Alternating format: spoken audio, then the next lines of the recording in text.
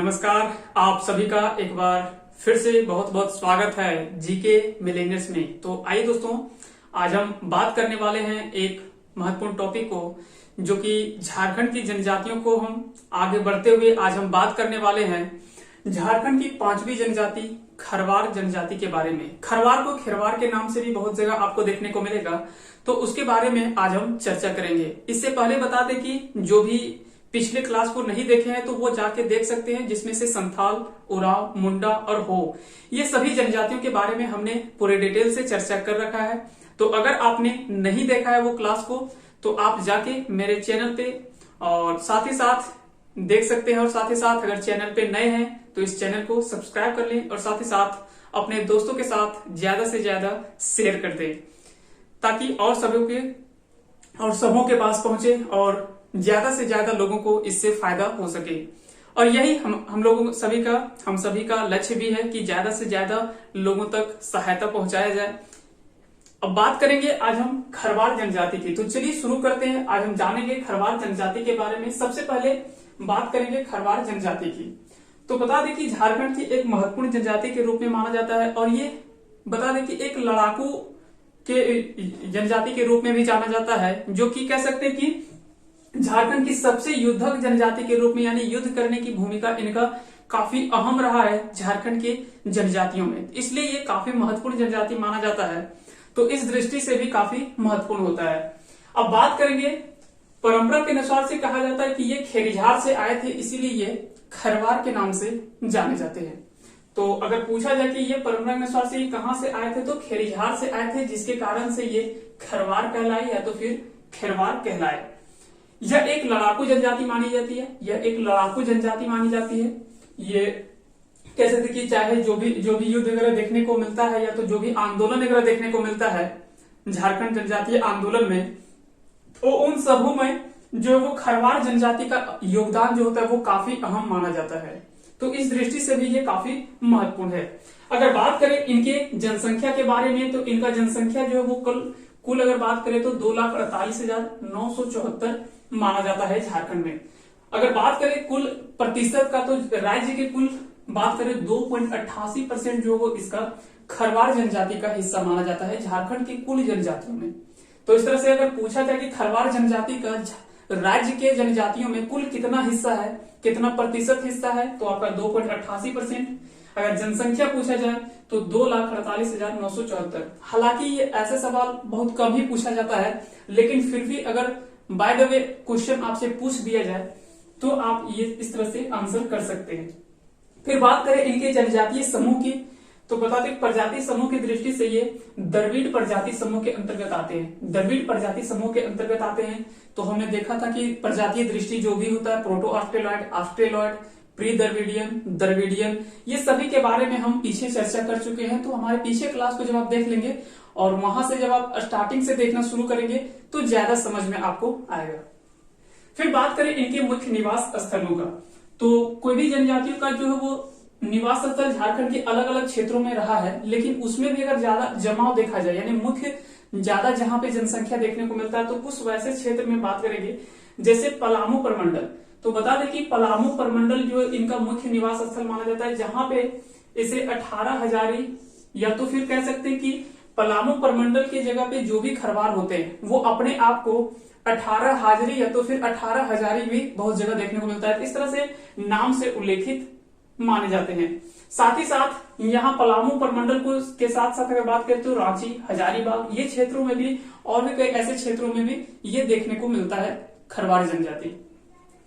बात करें इनकी भाषा की, तो इनकी भाषा जो है वो खिरवारी भाषा है, जो कि आष्ट्रिक भाषा समूह के अंतर्गत आता है। तो अगर पूछा जाए कि खरवार की भाषा क्या है, तो खरवारी भाषा है, जो कि आष्ट्रिक भाषा समूह के अंतर्गत आता है।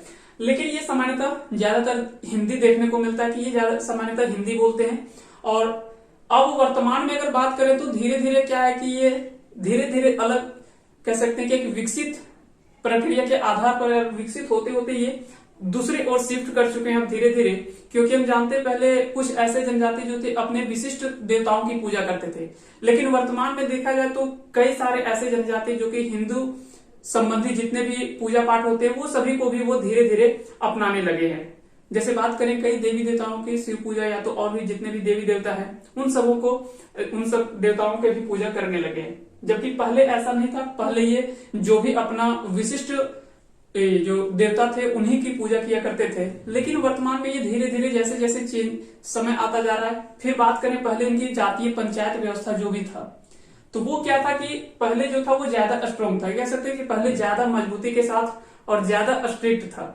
लेकिन वर्तमान में क्या हुआ कि जब सरकारी पंचायत आना शुरू हुआ तो धीरे धीरे इनकी पंचायत जो है वो कमजोर हो गया, और कहीं ना कहीं इन लोगों ने भी धीरे धीरे उसमें ढिलाई दिखाई है, जिसके कारण से इस नौबत पे कह सकते हैं कि ये देखने को मिलता है। तो कहीं ना कहीं इनका भी इस तरह से एक देखा जाए जो पहले जिस तरीके से ये अपना कार्य को किया करते थे उस तरह से अब उतना नहीं देखने को मिलता है।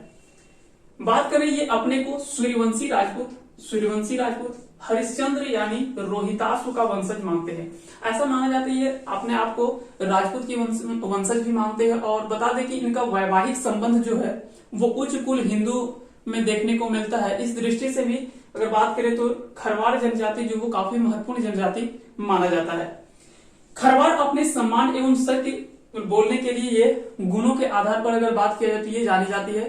बता दें कि ये सत्य और इसके लिए हमेशा ये काफी चर्चित रही है ये जनजाति, खरवार जनजाति। और अपने सम्मान के प्रति ये हमेशा कह सकते हैं कि सर्वस्व न्यौछावर करने तक ये शामिल हो जाते हैं और ये तैयार हो जाते हैं। तो ये इस दृष्टि से भी ये काफी महत्वपूर्ण माना जाता है। साथ ही साथ सत्य बोलने के गुणों के लिए ये पहचानी जाती है।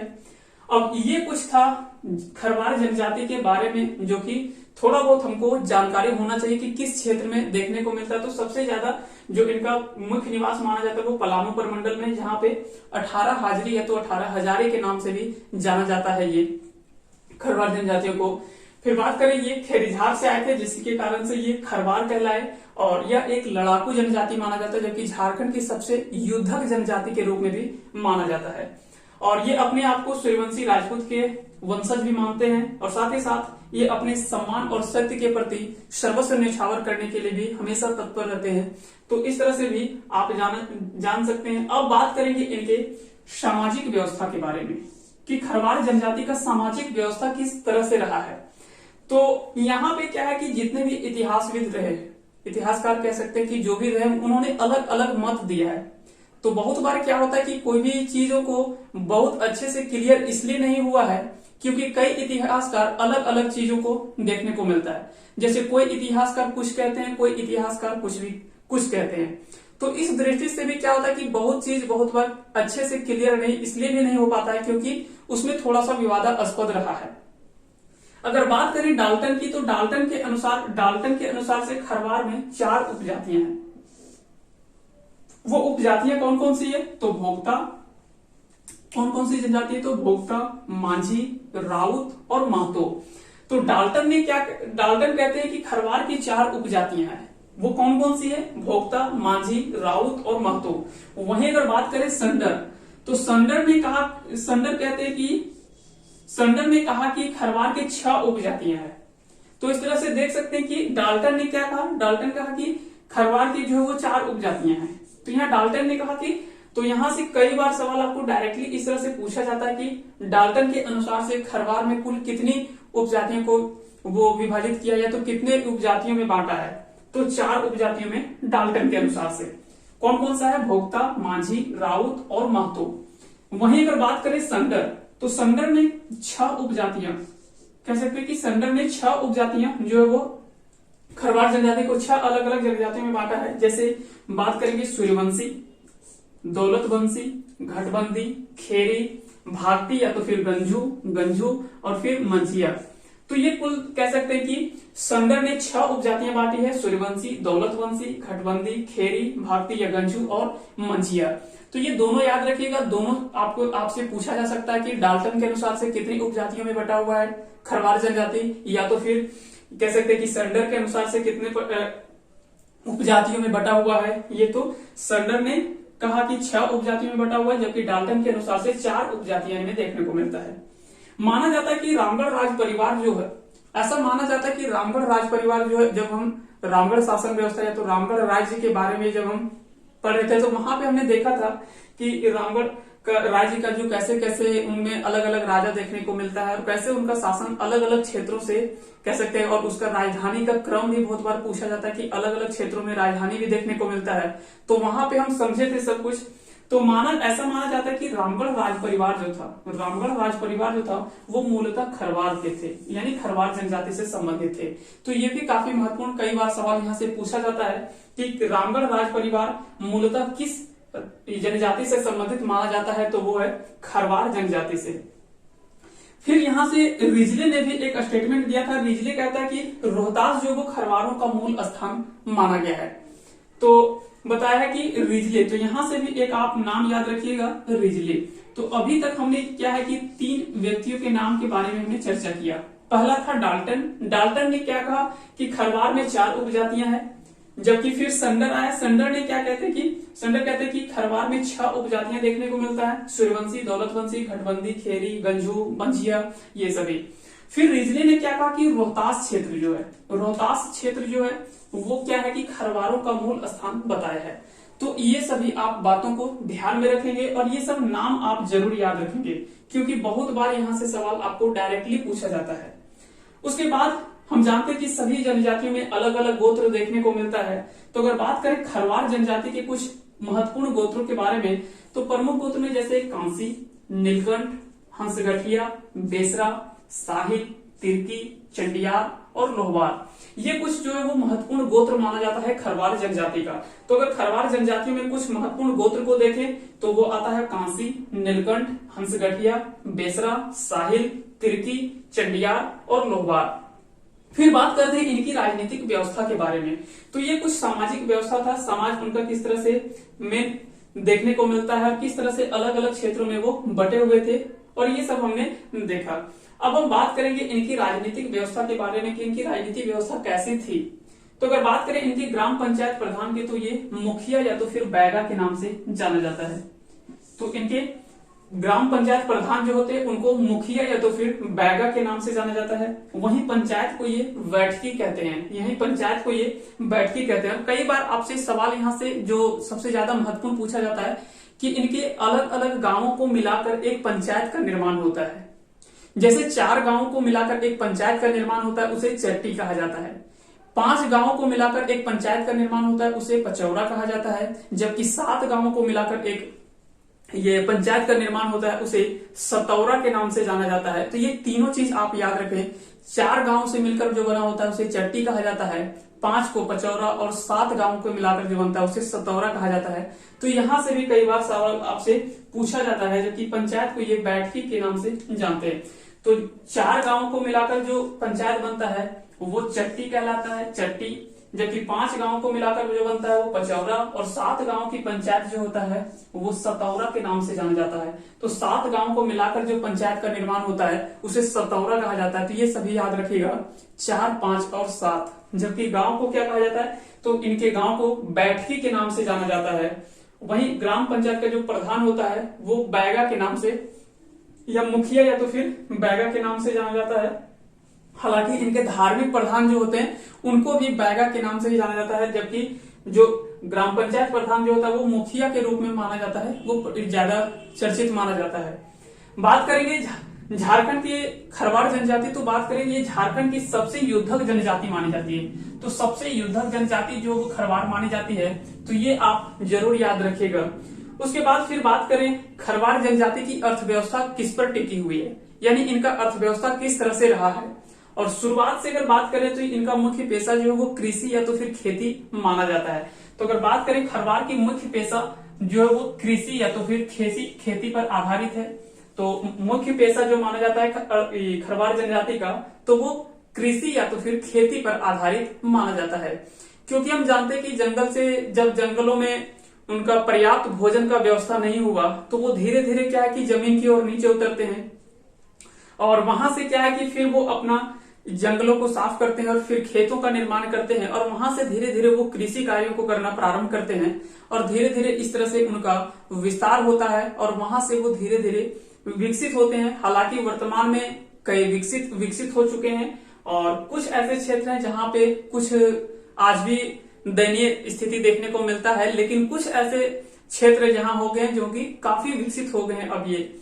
तो अगर बात करें इनकी अर्थव्यवस्था का मुख्य आधार माना जाता है वो कृषि पर ही आधारित माना जाता है। साथ ही साथ जो भी जंगल से जो भी कह सकते हैं कि वनो उपज देखने को मिलता है, चाहे वो लाह की बात करें या तो फिर हम केंद्र की बात करें या तो फिर महुआ की बात करें, या तो जो भी वन से इनको जो भी प्राप्त होने वाला पदार्थ होता है, या तो फिर हम बीड़ी का जो बनने वाला पत्ता होता है वो सभी हमने देखा था कि वहां से भी कई सारी जनजातियां जो है वहां से वो उसका निकाल कर उसका यूज करते हैं और फिर उसको बेच करके अपना जीवन यापन का भी कई आधार माना जाता है।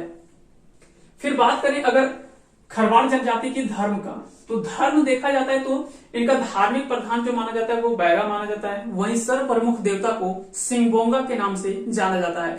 तो कई सारे जनजातियों में जो मुख्य देवता जो माना जाता है वो सिंगबोंगा को ही माना जाता है। और बता दें कि सिंगबोंगा जो वो कहीं ना कहीं सूर्य के प्रति कह सकते हैं कि ये सूर्य के समान माना जाता है उनके देवताओं को। और शुरू से ये क्या है कि प्रकृति पूजक और जीववाद जनजाति माने जाते हैं। तो लगभग जनजाति जो है वो प्रकृति पूजक ही शुरू से ही माने गए हैं। तो ये सभी चीजों को आप याद रखेंगे। साथ ही साथ इनके देवी देवता की अगर बात करें, इनके देवी देवता की बात करें तो मुचुक रानी जो कि दुर्गा गेन या पछियारी के नाम से भी जाना जाता है, दुर्गा गेन या पछियारी के नाम से भी जाना जाता है। फिर है द्वारपाल, धरती माई, देवी, चंडी, दरहा और दक्षिणी। ये सभी जो वो अन्य देवी देवता जो है वो खरवाड़ जनजाति में देखने को मिलता है। तो मुचुक रानी जो कि दुर्गा गेनी अथवा पछियारी के नाम से भी जाना जाता है। फिर है द्वारपाल, फिर है धरती माई, देवी, चंडी, दरहा, दक्षिणी। ये सभी जो है वो देवी देवता खरवाड़ जनजातियों में देखने को मिलता है। और साथ ही साथ एक चीज याद रखेंगे कि जब खरवाड़ जनजातियों में बीमार पड़ने या तो घोर संकट जब आ जाता है तो वैसे समय में देखा जाता है कि खरवाड़ ओझा या तो फिर मती के पास जो है वो सहायता लेते हैं। क्योंकि हम जानते हैं कि जितने भी ग्राम क्षेत्र में देखने को मिलता है ये काफी प्रचलित माना जाता है, क्योंकि अगर कुछ होता है तो सबसे पहले वो ओझा या मती के पास जाते हैं और फिर वहां से जब कुछ नहीं होता तो फिर वो हॉस्पिटल के। लेकिन वर्तमान में अगर देखा जाए तो हॉस्पिटल कह सकते हैं कि एक विकसित हॉस्पिटल होने के कारण से और कई अलग अलग क्षेत्रों में अगर बात करें आज वर्तमान में तो कई ऐसे गांव के सामने भी कई सारे हॉस्पिटल्स हो गए हैं धीरे धीरे। इस कारण से वो अब क्या है कि ज्यादातर हॉस्पिटल जाने लगे हैं। अब काफी ये कम प्रचलन देखने को मिलता है, लेकिन ऐसा कुछ ऐसे जगह पे आज भी जहां व्यवस्था नहीं है वहां पे आज भी ऐसा माना जाता है कि वो सबसे पहले जब भी कोई तरह का बीमारी होता है तो वो सबसे पहले ओझा या तो फिर मती के पास जाते हैं। या तो बहुत बार गांव में देखने को मिलता है कि कुछ अगर काट लिया जाता है सांप या बिच्छू को तो उसके लिए भी सबसे पहले झड़वाने या फुंकवाने के लिए जो ओझा वगैरह होता है तो उसके पास पहले जाते हैं। और जब उनसे नहीं होता तो बाद में कहीं ना कहीं अस्पताल में लेके जाते हैं। लेकिन पता चलता है कि जब तक आप अस्पताल गए तब तक काफी देर हो चुका होता है। तो ये सब चीज है कि अब हमको जैसे जैसे विकसित हुए हैं इन चीजों को थोड़ा सा समझना पड़ेगा।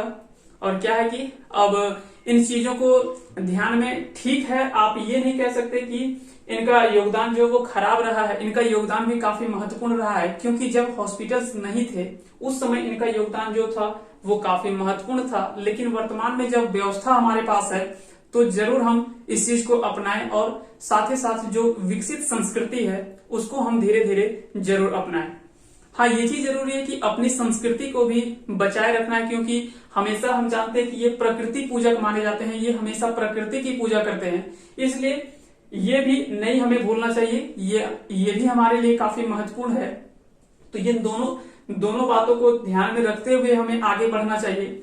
और साथ ही साथ याद रखिएगा खरवाड़ जनजाति का जो भोजन होता है उनका भी कुछ अलग अलग नाम है। जैसे हम लोग भी गांव में भी ये चीजों को देखने को मिलता है। तो ये सुबह का नाश्ता को लुकमा के नाम से जानते हैं, लुकमा के नाम से। फिर है बियारी, कलेवा, ये सभी के नाम से भी जाना जाता है। तो ये सभी चीजों को आप याद रखेंगे। तो सुबह का नाश्ता को लुकमा, फिर है बियारी, कलेवा, ये सभी जो वो अलग अलग नामों से जाना जाता है। और हम आगे जब जनजातियों के बारे में हम बात करेंगे तो उनमें अलग अलग नाम से भी ये कई नामों से अलग अलग नामों से जाना जाता है।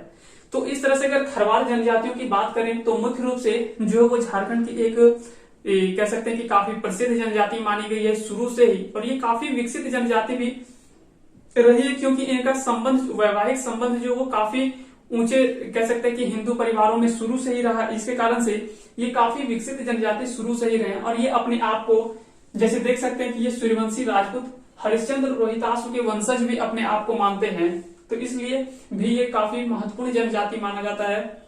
और जो भी ये नाम था, जो भी चाहे डाल्टन का बात करें, सैंडर का बात करें या रिजले का बात करें, ये सभी के बारे में भी हमसे डायरेक्ट सवाल पूछा जाता है कि इसके अनुसार से ये कितने विभागों कितने उपजातियों में बटा हुआ था, कितने जातियों में बटा था, उसके अनुसार से जो खरवार थे वो मुख्य कौन से मुख्य क्षेत्र से संबंधित थे। तो ये सभी क्या है कि बहुत बार हमसे पूछा जाता है।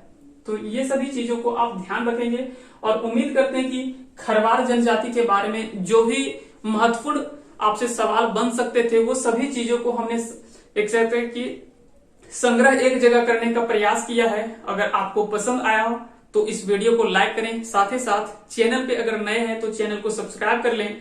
और अगर आपको लगे कि अपने दोस्तों को भी इससे फायदा हो तो अपने दोस्तों के साथ इसे शेयर भी करें ज्यादा से ज्यादा। आप सभी को बहुत बहुत धन्यवाद, हमारे साथ अंत तक बने रहने के लिए बहुत बहुत धन्यवाद।